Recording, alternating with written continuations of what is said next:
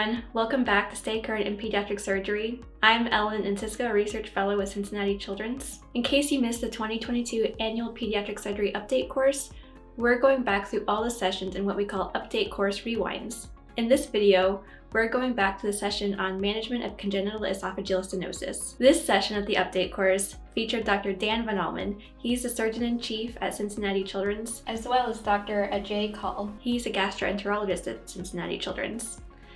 And we had joining us Dr. Selcuk Kilic. He's a pediatric surgeon from Turkey. So Dr. Kaul started us off with a case.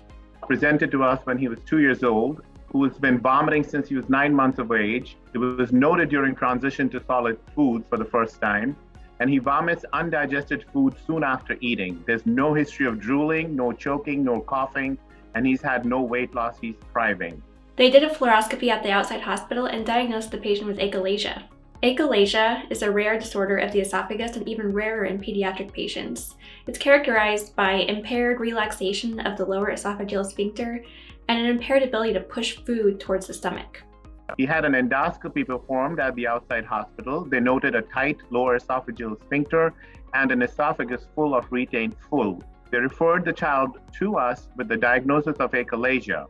When we first saw the patient, the parents had the confirmed quote-unquote diagnosis of achalasia and wanted a Heller myotomy and did not want any dilation at all. Heller myotomy, which is typically performed laparoscopically, is a procedure in which at the lower end of the esophagus and the upper part of the stomach, the muscle is cut so that we can open up the lower esophageal sphincter and relieve the dysphagia. So this is his fluoroscopy. As you can see, picture on the left showing a dilated esophagus. On the right, you see the narrowing in the lower esophagus, opening into the stomach. First, I would do a diagnostic approach. There are some new diagnostic techniques we have now that we never had access to before, but that if it is a congenital esophageal stricture and you prove that the only treatment for that is to do a segmental resection. What we did was a high-resolution esophageal impedance manometry study, and what you're seeing here is a pressure study of the esophagus and the pharynx. In this visualization, the warmer colors are higher pressures and the cooler colors like blue are lower pressures. You're seeing here are several swallows, and you see the upper esophageal sphincter relaxing to allow the bolus to go down. And then you do not see any peristaltic contractions in the body of the esophagus, which means that it's an aperistaltic esophagus, which you typically see in patients with achalasia. So the second feature of achalasia that we mentioned earlier is that the lower esophageal sphincter does not relax as it should. But here we can see that that actually isn't the case for this patient. So there's one feature of achalasia here, but the other feature is not consistent with achalasia. We're really not getting a definitive diagnosis on this high-resolution manometry. So at this point, they weren't quite sure about the diagnosis of achalasia, so next they did an endoscopy. And at the same time as the endoscopy, they did an intraoperative fluoroscopy. This does not look like a normal mucosa. There's definitely, it's paler than normal, could be potentially fibrotic. And then when you put the scope down and in the distal esophagus, you inject the contrast, you see the contrast flowing in this thin kind of a lumen down into the stomach. Then they used the endoflip, which is a catheter-based test, while the patient was under anesthesia. And at 40 ml distension of the volume of the balloon, the pressures were high, the diameter was not that bad, and the distensibility of the lower esophageal sphincter was in the area of achalasia again. Interestingly, on the endoflip, they saw some retrograde contractions and some secondary peristalsis going down the esophagus. So some folks would say if you have that, you categorically rule out achalasia. Eventually, the child got a CT angiography. I'm not sure why the angiography was needed, but essentially they remark on the marked diffuse circumferential thickening of the esophagus with mild gaseous distension of the lumen.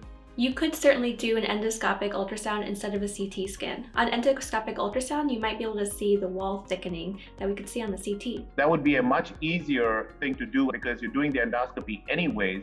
You can do the endoscopy, you can do the endoflip, intrafluoroscopy, and the ultrasound at the same time, all under one anesthesia. So next, Dr. Kaul asked the audience what they would do next. The answers were all over the place. It was basically one of each. And Dr. Kilic, the pediatric surgeon from Turkey, shared with us some of the main findings from his paper on congenital esophageal stenosis management. Our study was conducted in a tertiary center. In the treatment, a step-by-step approach was applied from non-aggressive balloon dilatation to surgery.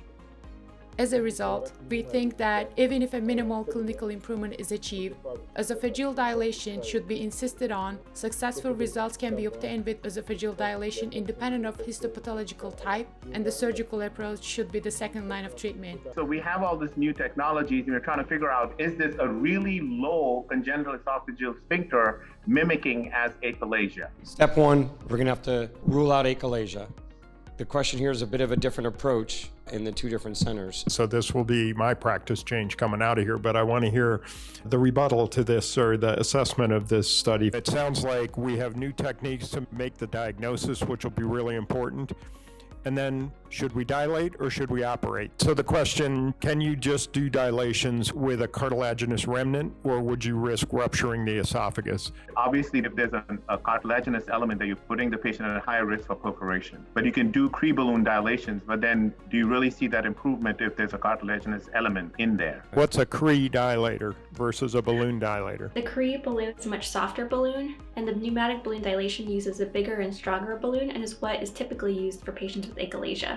So you're essentially stretching and literally breaking the circular muscles around the LES versus the softer balloon, which is the Cree balloon. Sounds like each hospital is still doing their own thing, but the point is, these don't all have to go to surgery. You'll have your algorithm of looking if there's cartilage or not.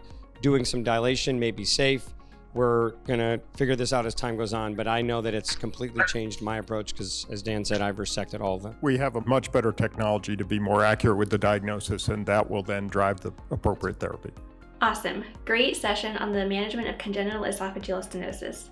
Thank you so much to Dr. von Allmen, Dr. Kaul, and Dr. Kilic for joining us for this session. If you liked this episode, be sure to check out more on the Stay Current in Pediatric Surgery app, subscribe to our YouTube channel, and follow us on social media. Stay on the lookout for when the next 2023 Pediatric Surgery Update course is happening. I'm Allmen Ajay Kaul, and this is the Stay Current podcast.